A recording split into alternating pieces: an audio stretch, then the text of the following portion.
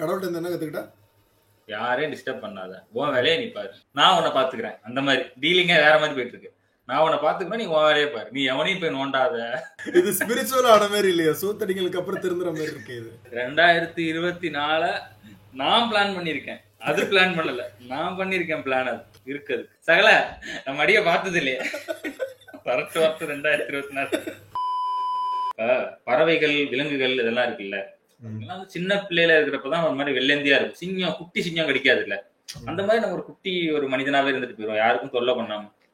பார்க்கவும் அழகா இருக்கும், தோழிகள் கொஞ்சறதுக்கும் கரெக்டா இருக்கும். அப்படியே புரியல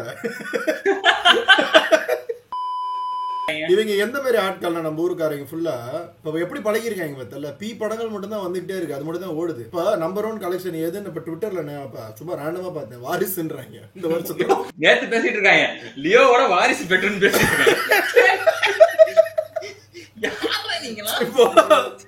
இவங்கள நம்பவே முடியல, நம்பவே முடிய மாட்டேங்குது. நல்லா இருக்குன்னு ஒண்ணு சொல்றாங்கன்னா இவங்களுக்கு டேஸ்ட் இருக்கா இல்லையானே தெரியல. இப்ப போன வீடியோல பார்த்தா ஒரு எல்லாம் பாக்குறானுங்க. இப்ப இதை மட்டும் பாக்குறீங்க, நானே பாக்கலையா? எடிட் பண்றப்ப நான் ஒழுங்கா பாக்கல. ஆனா எல்லாரும் நம்மள மிஸ் பண்ணாங்கன்றத மட்டும் தெரிஞ்சுக்கிட்டோம். நாங்க எடுத்துக்கிட்ட ஒரு விஷயம் என்னன்னா, மிஸ் பண்றாங்க, டிப்ரெஷன்றாங்க, பரவாயில்ல, ஏதோ ஒண்ணு, ஏதோ விதத்துல நான் யாருக்குமே பிரயோஜனம் இல்லைன்னு நினைச்சப்ப ஓகே, ஒரு 5 பேருக்கு பிரயோஜனமா இருக்க நினைக்க வச்ச இந்த சேனலுக்காக நாங்க அடுத்த வீடியோ இறக்கிட்டோம். இப்ப உன்னை நான் மேல ஏத்தணுமே, பண்ணுங்க. வாழ்க்கையில நீங்க நல்ல ஒரு ஆப்போசிட்ல இருந்து ஒரு நல்ல வார்த்தை வந்து மேல ஏத்து நல்லா இருப்பீங்க மக்களே. நம்ம ரொம்ப நாளைக்கு அப்புறம் மறுபடியும் பீப் பிரியாணி பீப் ஸ்டோரிஸ்குள்ள வந்திருக்கோம் மக்களே. எங்களுக்கே ஒரு மாதிரி உற்சாகமா இருக்கு, ஒரு ஆர்வமா இருக்கு. சரி, ஓகே, எனக்கு ஒரு ஆர்வமும் இல்ல. ஓ என்னங்க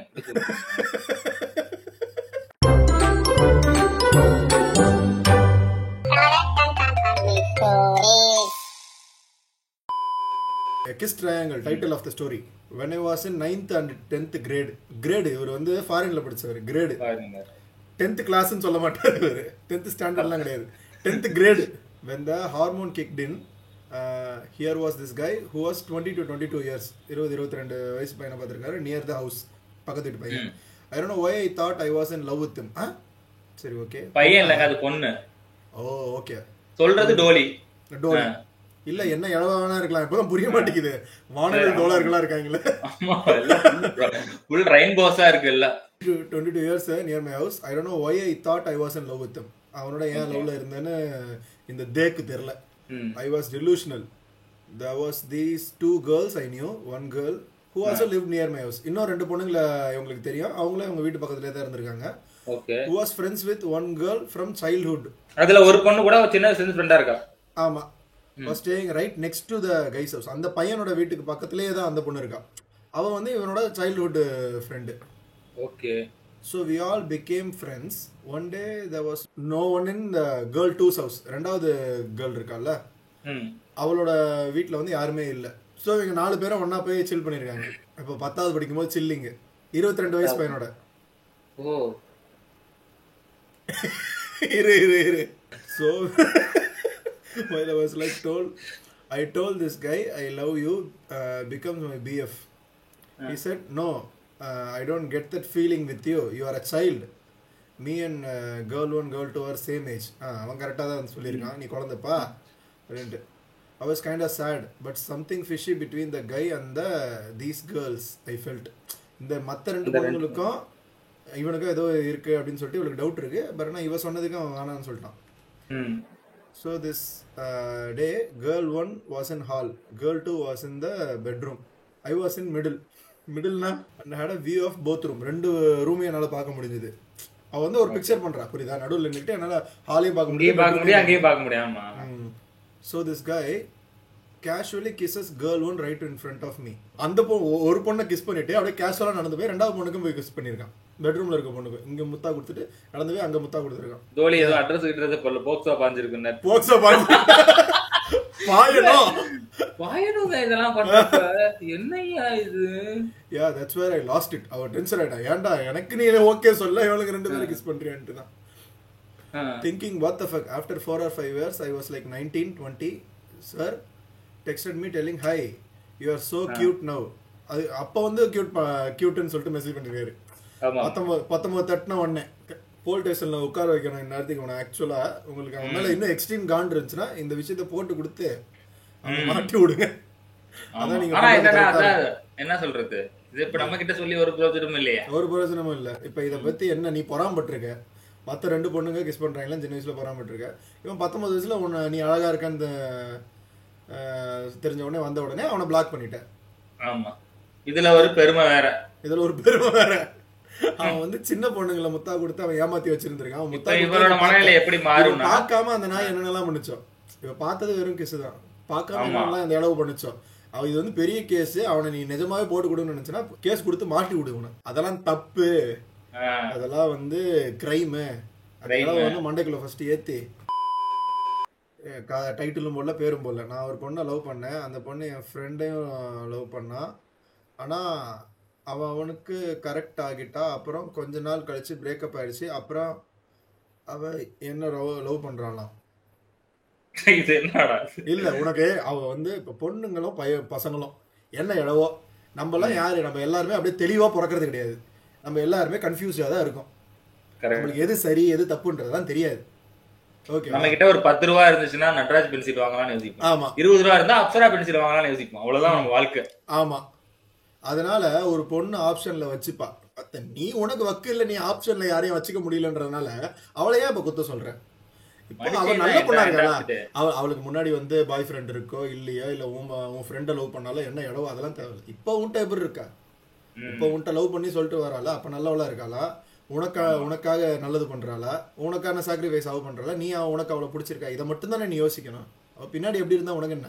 இவங்க அப்படியே ஒழுங்கு மாதிரி கண்ணை மூடிக்கிட்டே வருவாங்க, கடிவாளம் போட்ட மாதிரி ஒரு பொண்ணை தெரியே வந்த மாதிரி. இன்ஸ்டாகிராம்ல போறப்போ வந்து எவ்வளையும் பார்த்து லைக் பண்ண மாட்டேன், ஃபேண்டசைஸ் பண்ண மாட்டேன், எதுவுமே பண்ண மாட்டேன். நீ அப்படியே ஒழுக்க சீலையா வாழ்ந்துகிட்டு இருக்க சின்ன வயசுல இருந்து. அதான் மக்களே, ஒரு சர்வே என்ன சொல்லுதுன்னா, தெரியாத பொண்ணுக்கு ஹாய் அனுப்புற பசங்களோட இந்தியால அந்த பசங்களோட எண்ணிக்கை வந்து 1% தான் அனுப்பாம இருக்கிறாங்க.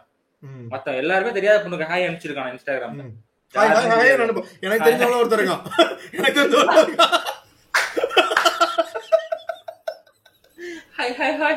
அனுப்பிச்சுட்டே இருப்பாங்க, காசா பணமா அனுப்பிச்சு விட்டுட்டே இருப்பாங்க. இப்ப 4-5 ஹாய்க்கு மேல இன்ஸ்டாகிராமே பிளாக் பண்ணிடுவோம் அக்கௌண்ட், ஸ்பேம் மாதிரி. அந்த மாதிரி ஒரு அக்கௌண்ட் கொண்டு வரணும்.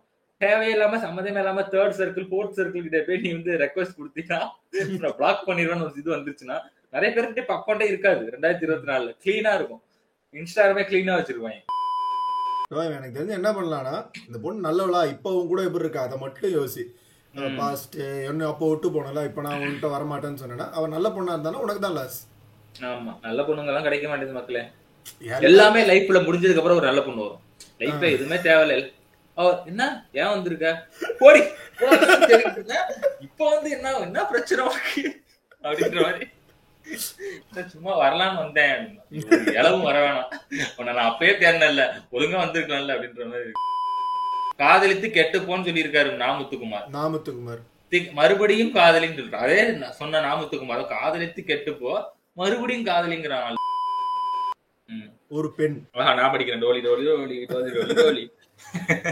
ரொம்ப நாள் ஆச்சு டோலி. நான் சொல்லக்கூடாது, நீ இப்படி பேசக்கூடாது. ஒரு பெண், நாங்க ஒரு நாள் ஸ்பாட் போடலாம் ப்ரோ, ஸ்பாட் போட்டோம் ப்ரோ. ஸ்பாட் போட்டிருக்காங்க, தோலி எங்கேயோ ஒரு அட்டி போட்டிருக்காங்க. எப்போதுமே எங்க வீட்டுல தான் ஸ்பாட் போடுவோம். அன்னைக்கு என் வீட்டுல தான் ஸ்பாட், அன்னைக்கும் அவங்க வீட்டுல தான் ஸ்பாட் போட்டிருக்காங்க. எப்பவும் இல்லாம அன்னைக்கு மட்டும் புதுசா வேற ஒரு ஜூனியர் பையன் ஸ்பாட்டுக்கு எங்க ஃப்ரெண்ட்ஸோட வந்திருக்கான். ஸோ ஒரு புதுசா ஒரு ஜூனியர் பையன் வந்து அவங்க அட்டி ஒரு இடத்துக்கு வந்து வந்திருக்காங்க. அவன் வரப்பைய செம கியூட்டா இருக்கான்னு வேற கமெண்ட் பண்ணிட்டேன். அந்த கொழுப்பு லெவல் கொஞ்சம் ஏறும். அவங்க இடத்துக்கு வரப்ப அவங்களுக்கு கொழுப்பு லெவல் எப்படி இருக்கும், காலா கில்லாக்குள்ள வரப்ப அந்த மாதிரி வந்து என்னடா கியூட்டா இருக்கு அப்படின்னு சொல்லி அவளை சொல்லியிருக்கான், அந்த பையனை சொல்லியிருக்கான். அப்புறம் ஸ்பாட்டு போட்டோம், எல்லாரும் செம்ம ட்ரிப்பு. எங்க வீட்லயே தான் நைட்டு படுத்துட்டோம். தூங்கிட்டு இருக்கப்ப யாரோ கிஸ் பண்றாங்க. ட்ரிப்ல நானும் திரும்ப கிஸ் பண்ண ஸ்டார்ட் பண்ணிட்டேன். அதாவது யாருன்னே தெரியாம ஆரம்பிச்சிட்டாங்க. ஆனா அந்த மாதிரி சரக்கோ இளவோ. அதுக்கப்புறம் வந்து பக்கத்துல என் ஃப்ரெண்டு தானே இருந்தான். அப்புறம் தான் யோசிச்சிருக்கான், கிஸ் போயிட்டு இருக்கும்போது பக்கத்துல என் ஃப்ரெண்டு தானே இருந்தான், அடப்பாவி நம்ம மேல எவ்வளவு நாள் இப்படிதான் ஆசை வச்சிருந்தேன் அப்படின்னு இன் ப்ராசஸ் ஆஃப் த கிஸ்ல தான் வந்து அவ யோசிச்சிருக்காங்க ஆசை வச்சுட்டு சுத்தி. அப்ப அந்த கிஸ் எந்த அளவுக்கு ஸ்ட்ராங்கா இருந்திருக்கும் பாருங்க. அவ அடிச்ச கிசாவோட அந்த கிஸ் எவ்வளவு ஸ்ட்ராங்கா இருந்திருக்கு. அப்புறம் தான் கண்ணே திறந்திருக்கான். யோசிச்சுலாம் பார்த்ததுக்கு அப்புறம் ஒரு 5 to 7 ஒர்க்கிங் டேஸ்க்கு அப்புறம் தான் வந்து கண்ணே திறந்து பாத்துருக்காங்க. யாருன்னு பார்த்தா ஜூனியர் பையன். உக்காளி இவன் யார் லிஸ்ட்ல இல்லன்னு யோசிச்சு எழுந்து வெளியே ரூமுக்கு போலான்னு வந்துட்டேன். அங்க பார்த்தா ஒரு கப்பல்ஸ் போட்டுட்டு இருக்காங்க.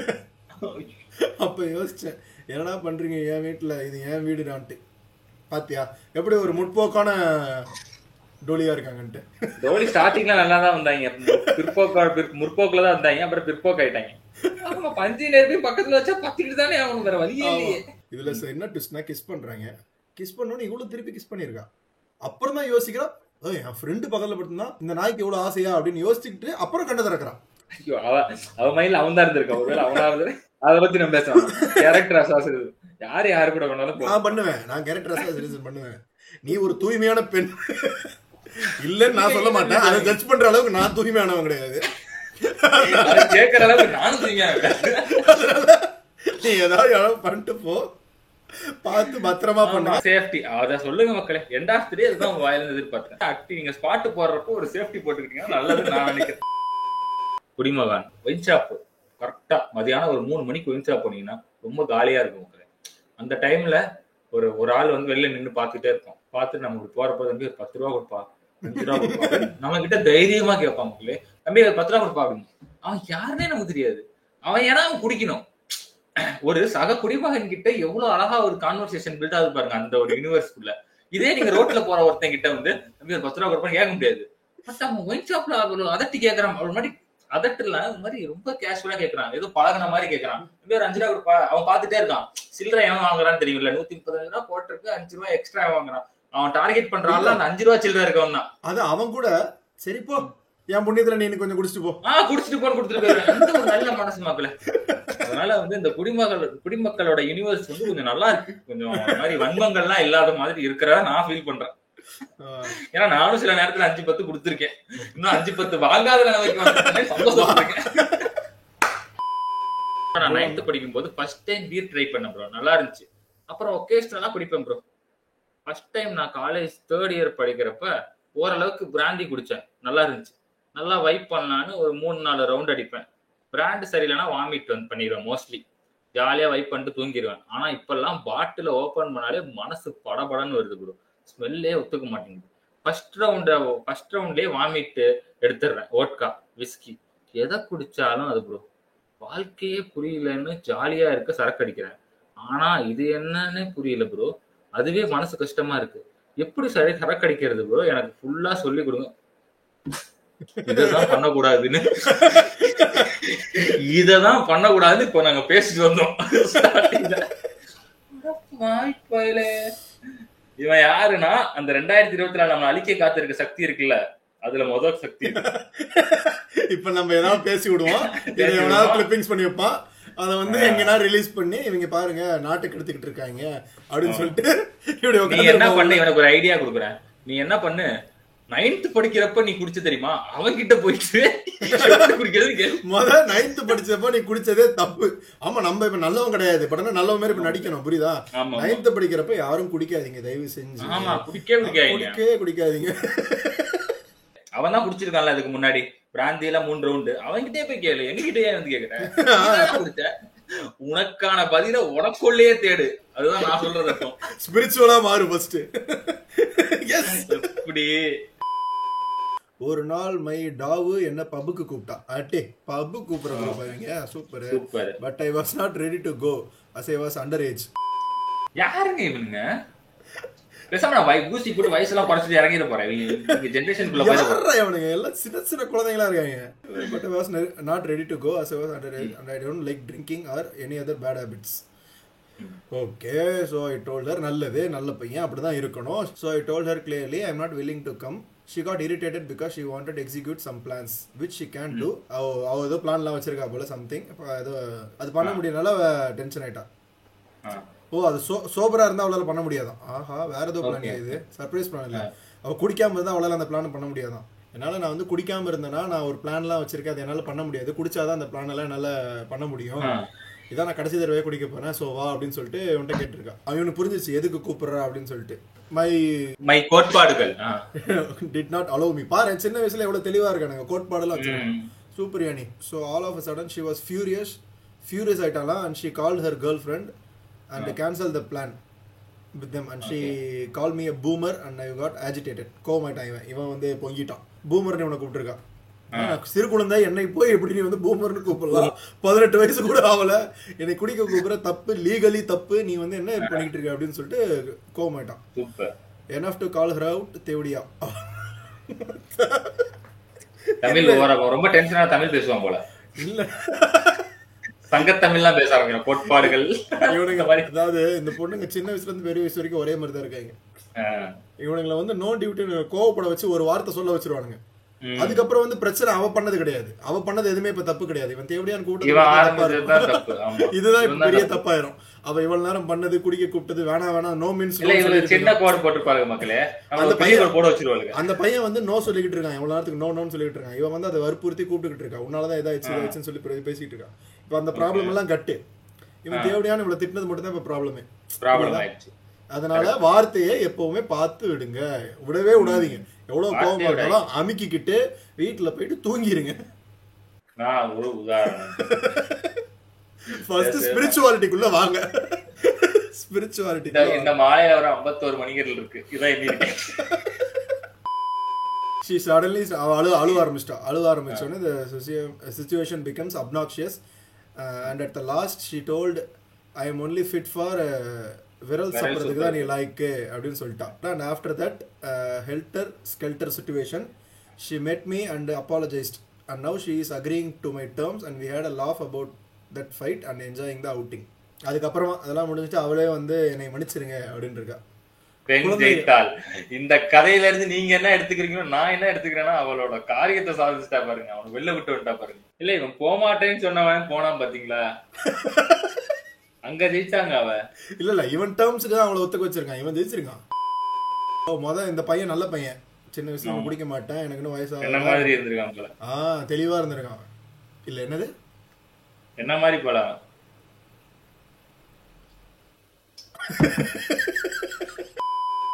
நான் உண்மை கதையை பத்தி பேச போறேன். நான் ஒரு உண்மையான ஷார்ட் பிலிம் கதையை பத்தி பேச போறேன்.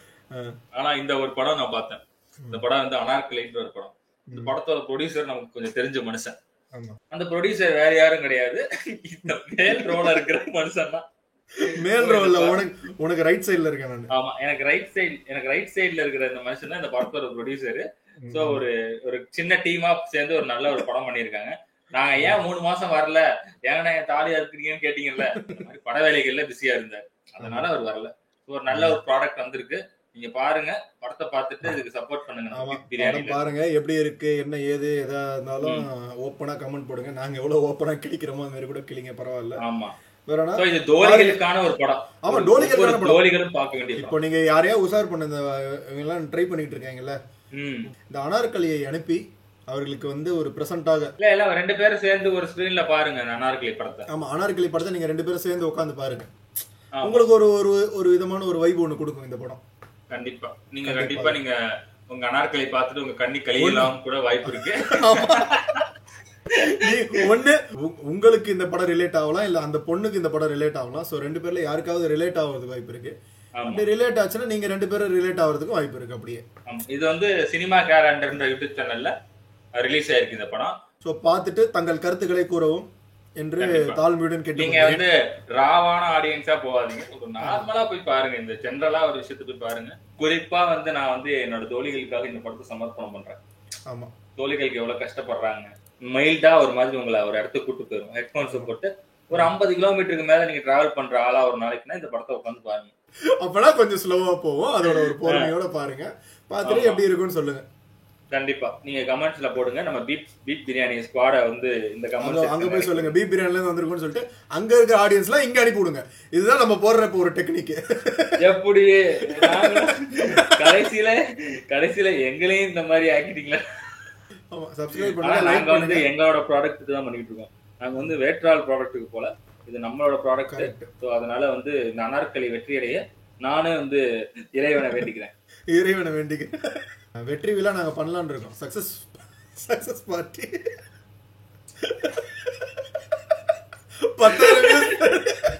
10,000 வியூஸ் பேருங்களா சக்சஸ் பார்ட்டி வைக்கலாம்னு இருக்கோம். ஓ 10,000ங்க, 10,000 பேர் இடத்துக்கு வந்தா யோசிச்சு பாருங்க.